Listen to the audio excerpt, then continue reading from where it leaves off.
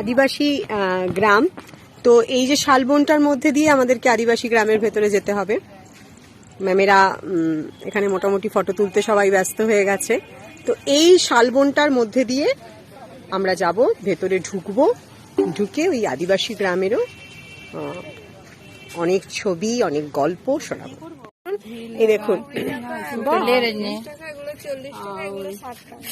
দাম ঠিক করে বলবে। হ্যাঁ, আমরা সব অনেক কিছু কিনে নিয়ে যাব। দেখো দেখো একটুখানি, এটা আদিবাসী গ্রাম।